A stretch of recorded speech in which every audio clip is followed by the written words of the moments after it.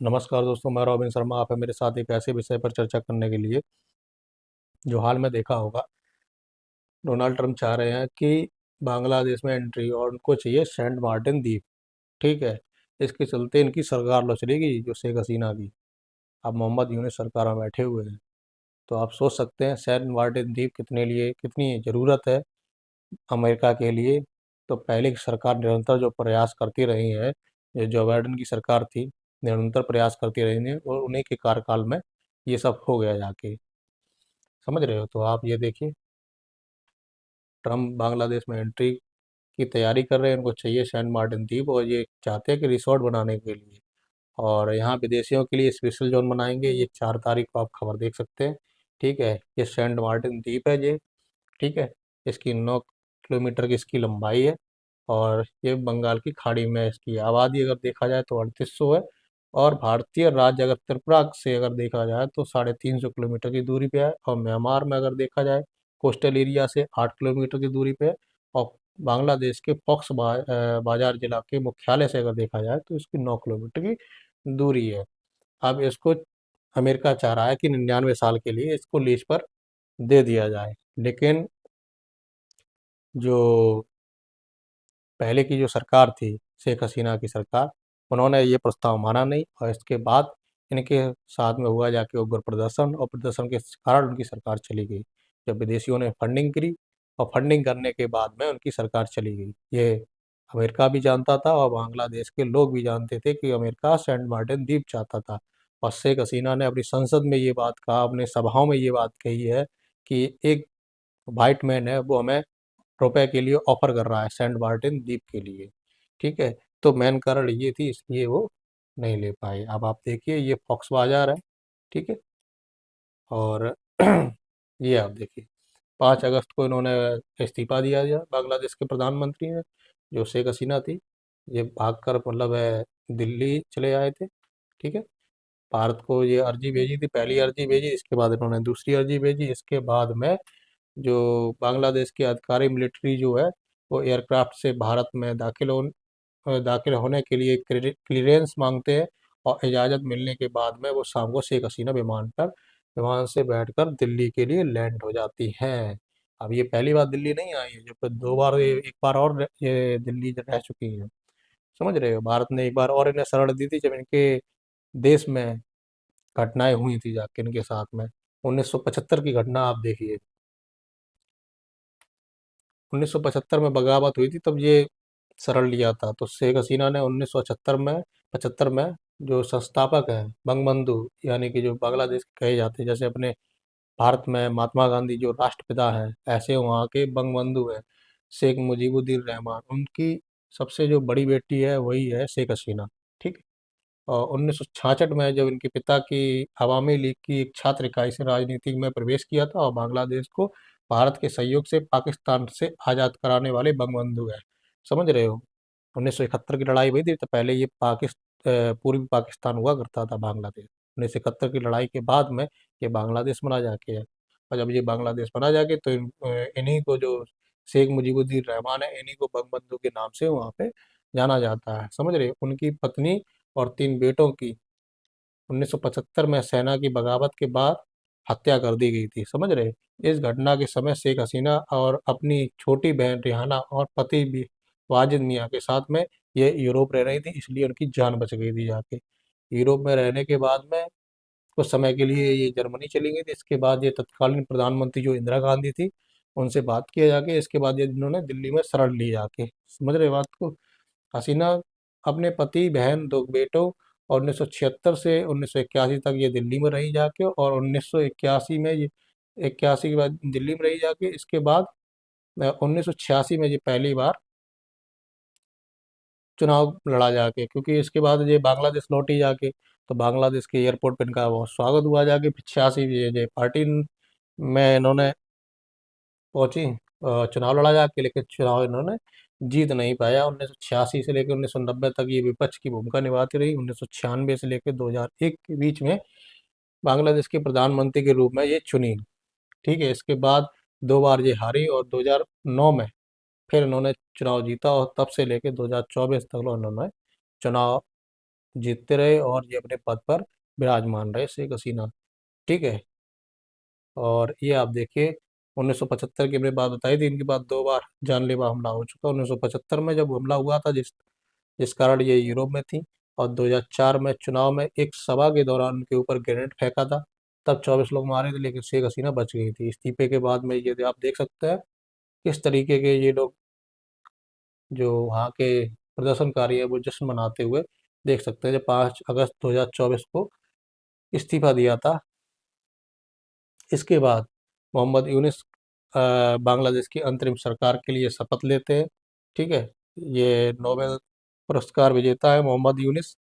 ढाका में राष्ट्रपति मोहम्मद शहाबुद्दीन द्वारा आयोजित एक कार्यक्रम में बांग्लादेश की नई अंतरिम सरकार के मुख्य सलाहकार के रूप में ये नियुक्त किए जाते हैं। इसके बाद भारत इसको धन्यवाद या भारत इनकी शुभकामनाएं दे भेजता है।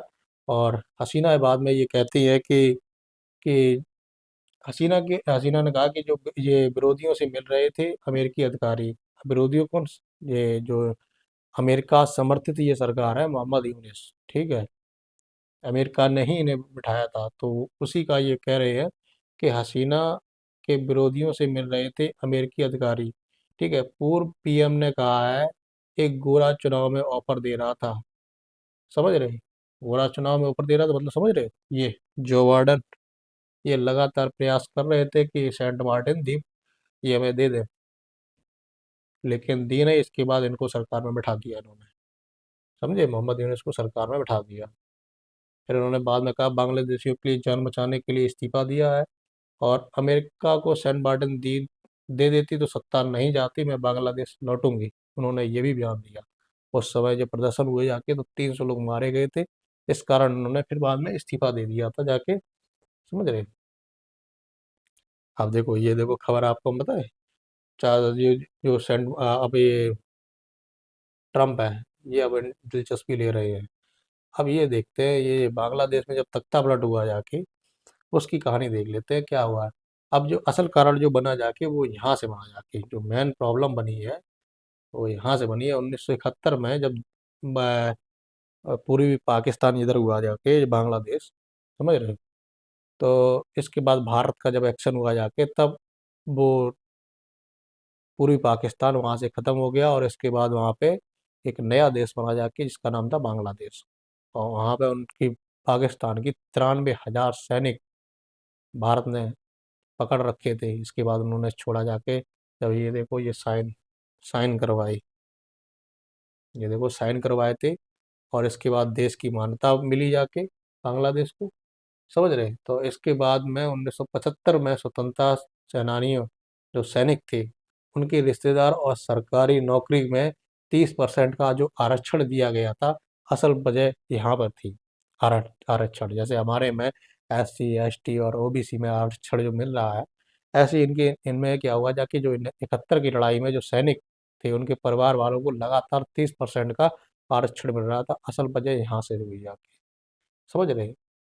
अब ये देखिए, स्टूडेंट के विरोध प्रदर्शन के बाद में सरकार ने 2018 में इसे खत्म किया। हालांकि 5 जून 2024 को हाई कोर्ट ने फिर बहाल कर दिया जाके। समझ रहे? अब ये आप देखो, 5 जून के हैं, और ये आप देखो 5 जून 24 में इसके विरोध में सड़कों पर उतरे। आरक्षण में रिफॉर्म की मांग को लेकर पूरे महीने शांतिपूर्ण प्रदर्शन होते रहे। फिर आप देखिए जुलाई में क्या हुआ जाके, ढाका यूनिवर्सिटी के स्टूडेंट ने शेख हसीना सरकार के खिलाफ सड़कों पर उतरे, और 18 जुलाई 2024 को स्टूडेंट का आंदोलन दबाने की कोशिश की गई। सरकार ने कर्फ्यू लगाया और सेना तैनात कर दी। ठीक। इसमें इसके बाद क्या हुआ जाके, 21 जुलाई 2024 को बांग्लादेश की सुप्रीम कोर्ट ने हाई कोर्ट का फैसला पलटते हुए सिर्फ 7% आरक्षण लागू किया। 30% से 7% में आरक्षण लागू किया जाके।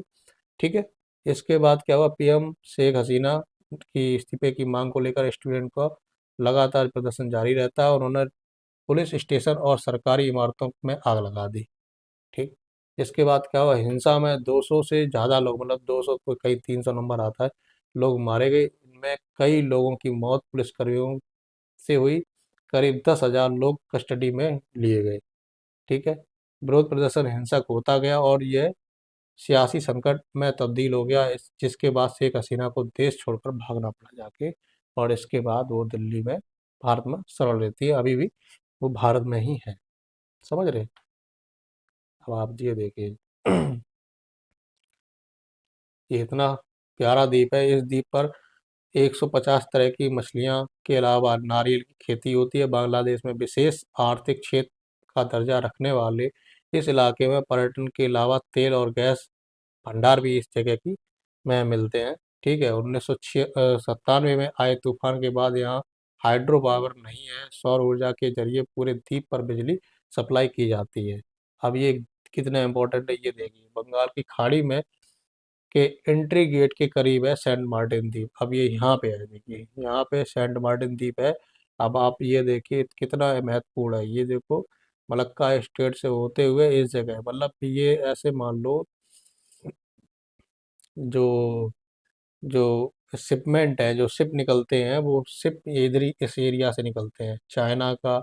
यानी कि इस द्वीप को लेने का मेन मकसद है भारत पे भी नज़र रखा जाए और चाइना पे भी इधर नज़र रखा जाए और इंडियन ओशियन में उसका कंट्रोल हो जाए जाके। मेन चीज़ यहाँ पे है, तो वो इसलिए इस द्वीप को लेना चाह रहा है और इस पे सेना का जो एयरबेस ये बनाना चाह रहा है। और बांग्लादेश की जो प्रधानमंत्री शेख हसीना थी पहले, वो इस द्वीप के लिए इनको मना करती रही जाके। तो इसलिए बहुत इम्पोर्टेंट है। और चाइना पे भी कंट्रोल, क्योंकि यहाँ पे हमारा चटगांव एयरपोर्ट पोर्ट है, वो भी मतलब भारत का पोर्ट है भी। और यहीं पे वो चाह रहा है कि सेंट मार्टिन द्वीप ले ले। ठीक है। तो ये मेन चीज़ तो ये है, जैसा कि हमने आपको बताया था, द्वीप की भौगोलिक स्थिति ऐसी है जो इसे रणनीतिक रूप से बेहद महत्वपूर्ण बनाती है। यहाँ से दुनिया में कहीं भी समुद्र के रास्ते जाया जा सकता है। इस द्वीप से न सिर्फ बंगाल की खाड़ी बल्कि आसपास के पूरे इलाके पर नज़र रखी जा सकती है। तो हिंद महासागर, जैसा कि आप ये देखिए नीचे, ये भारत के भारत का आपका ये देखिए, ये भारत का क्षेत्र है, मतलब ये पूरा लैंडलॉक है। बस इधर कहीं समुद्र लगा हुआ है, बाकी सारा ये लैंडलॉक है, भारत के साथ में सीमा साझा करता है सबसे ज़्यादा, समझे। और 86% जो हिस्सा है बांग्लादेश से घिरा हुआ है, त्रिपुरा से। त्रिपुरा जो राज्य है, ये आप देखिए। ठीक। अब पूर्वोत्तर भारत में पश्चिमी राज्यों से जोड़ता है चिकन नेक। चिकन नेक कहाँ है? यहाँ पे ये चिकन नेक है। सिलीगुड़ी कॉरिडोर इसको बोलते हैं। ठीक है। Chicken neck Siliguri corridor corridor भी इसको कहते हैं, क्योंकि ये रास्ता बहुत सकरा होता है। 22 किलोमीटर का, अगर ये चौड़ा रास्ता है, ये चौड़ा रास्ता 22 किलोमीटर का है।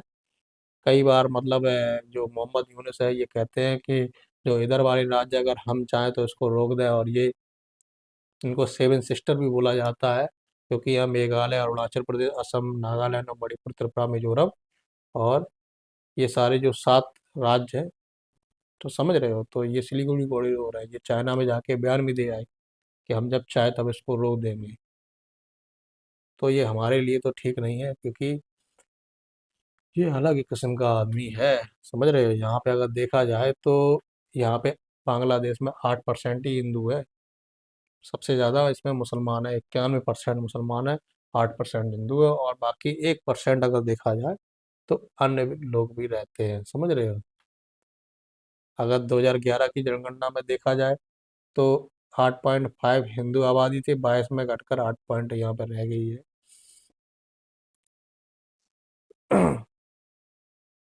समझ रहे हो? तो जानकारी आपको अच्छी लगी हो तो लाइक सब्सक्राइब जरूर करें, और अगर आपको सेशन पसंद आ रहा हो तो ज़रूर कमेंट में रखें। धन्यवाद।